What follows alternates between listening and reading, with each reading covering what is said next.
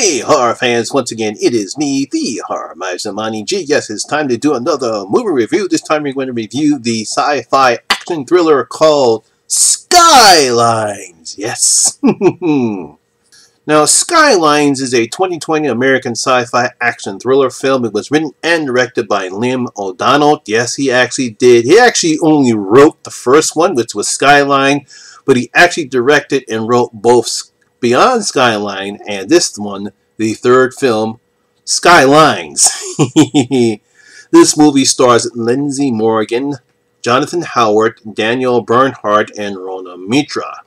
Now, in this one, when a virus threatens to turn the now Earth-dwindling friendly alien hybrids against humans, Captain Rose must lead a team of elite mercenaries on a mission to the alien homeworld to save what's left of humanity.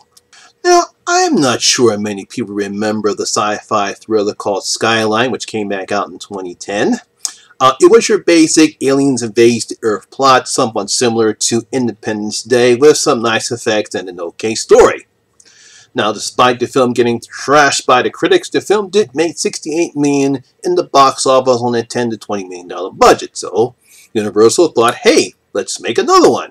Now, that success allowed creator-writer Liam O'Donnell to write and direct the 2007 sequel, Beyond Skyline. Now, that was a little bit better.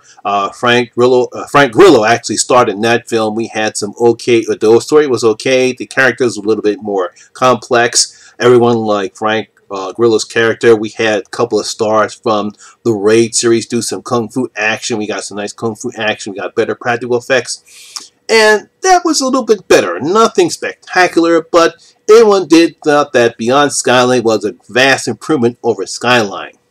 So now, here in 2020, writer-director Liam O'Donnell gives us the final film in the Skyline trilogy, simply called Skylines.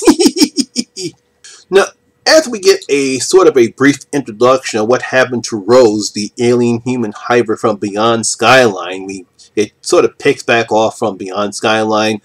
She was taken to fight to the Harbinger ships, that's what they're called, near the moon, and she was successful in destroying them, but not without sacrifice. Now, I won't mention what happens, but if you saw the film, you know what I'm talking about. Now, the film jumps 5 years later, and we learn that there is a virus that's affecting the now human brain implanted alien drones. Now, I'll talk all about this later. But basically, if a cure isn't found, these drones will revert back to attacking humans, as that was the plan of the Harbingers back in the first film. Now, after Rose is found in the makeshift medical shelter with Dr. Maul in London, we learn that she's going to lead a team of mercenaries to the Harbingers' homeworld in an attempt to find a cure and save what's left of the human race. And that's basically what Liam O'Donnell has for us in this particular film, Skylines. Now, one problem I do have with this film is that unless you've seen Skyline and Beyond Skyline, you're going to be lost on what's going on with this film. And I'm pretty sure you're probably saying, Bonnie, gee, what in the world's going on? Who's Rose? What is this human brain implanted drones are going on? Why are they switching back? Why are their eyes going red to blue and all the time? Well, to kind of take a backfeed to what's happening in this particular storyline, for those who might not have seen Skyline and Beyond Skyline, in Skyline, towards the end of this film, the two main characters, that's Rose's parents. Her mother was pregnant with her. They get beamed aboard the Skyline ship. She gives birth in Beyond Skyline, but we come to find out that the aliens experimented with pregnant women. Don't know why. I guess they felt as though they wanted to do with it. So Rose has some type of special powers. And we find out in Beyond Skyline. Frank Grillo's character, he's in the first one, gives birth and names the baby Rose. And she grows fast enough because, hey, look, it's science fiction. Aliens fuck with human DNA. So she becomes an alien human hybrid with special powers. At the end of Beyond Skyline, she actually turns the brain-implanted alien drones whose eye flash blue, they now flash red. I'll explain more as I go more. Back to the review. And that's one of the problems, because O'Donnell doesn't do a good job explaining Rose's origins, the human brain implanted drones, the difference between the red eyes and the blue eyes. He really doesn't do a good job in explaining the backstory. So if you're just watching this particular movie, you're going to be confused. However, despite that fact, I did enjoy what O'Donnell does with his final chapter in the story. We get some nice visual effects that we saw in the first two films. Very nice practical effects. Hydrax, I believe that's how you pronounce it, who did the visuals for both Skyline, Beyond Skyline, and actually did the visuals for Battle Los Angeles, continued to make the alien ships look authentic, not cheap looking as we see in other sci-fi flicks. I actually like how they did the visuals. Not the big budget visuals that we saw in Independence Day or Independence Day Resurgence, but good enough for the type of budget that they have. I also love the look of the Harvester's homeworld, given in a dark, eerie looking place with the alien signature blue lining coming in certain places. It gives the film the suspense and atmosphere this type of film needs setting when the mercenaries arrive there. I thought it was a nice setting. It's very creepy looking. Not creepy looking, but dangerous. It puts the mercenaries in danger. You don't know what's going on when you know what's coming out. Are all the harbingers with the blue eyes are going to come to attack them? So I thought, I like that setting. I like how they had it set up there. So pretty good so far. Another credit that I'll give O'Donnell is that his story is more complex and his characters are more believable than the characters in Independence Day Resurgence.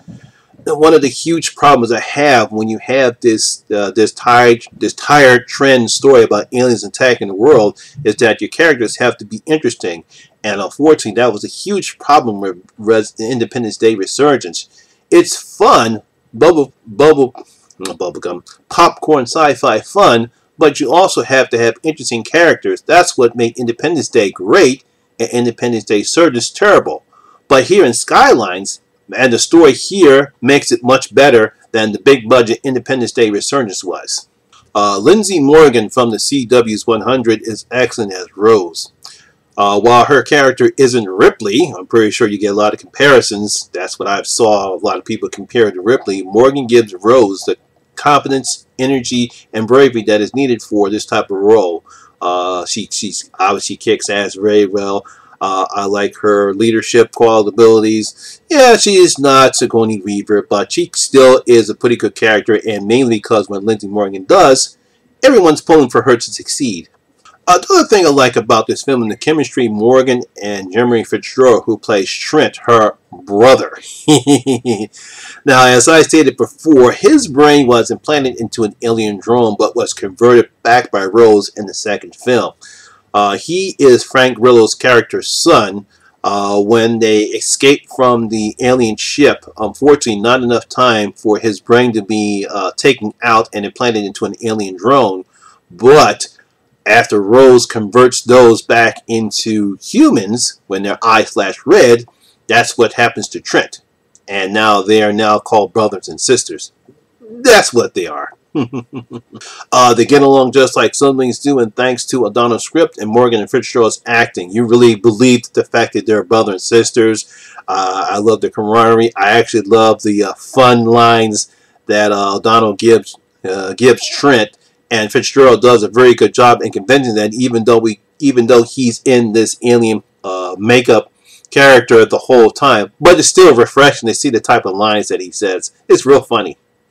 The rest of the cast is fine, nothing outstanding, but they do just fine with the roles that they've been given. We have some very cliché moments in the film.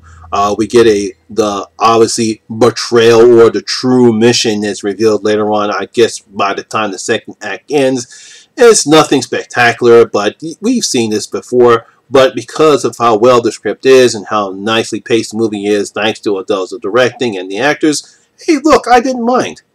Now, if you enjoyed Skyline and Beyond Skyline, you should enjoy this one. It has a decent conclusion that O'Donnell has given us with this story, and there's some slight chance that they might make a fourth one, but I don't think we need a fourth one this one. I think they've done enough with this story, so they concluded it's a nice conclusion. Now, I understand some people say that this is a low budget of Aliens, and while it does have some similarities to Aliens, Skylines, or this particular whole trilogy here, it's its own story, and I like what O'Donnell has done, and I really truly enjoyed this movie.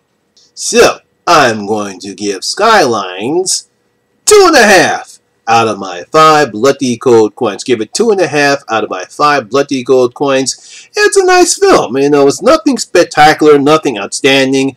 It's definitely way better than Independence Day Resurgence, mainly because of how well the characters are, how they act, and of course we have some nice visuals. So my sci-fi horror fans, have you seen Skylines? I believe it is now playing on streaming services and on Comcast VOD, so you have a chance to watch it there. Have you seen it? What have you thought about it? Did you enjoy this film? Leave your comments in the comment section below and tell me what you thought about Skylines. And so that's my video for today, guys. Hope you did enjoy it. And if you did, please give it a thumbs up, like, and share because it will help with the YouTube algorithm. Also, if you're new here, please hit that subscriber button and ring that notification bell. That way you'll be notified anytime when I put up new videos such as this one right here. Once again, my name is Lamont Smith, better known as the Horror Miser Monty G, and always remember that horror rules. And I'll see you in my next video. I am out.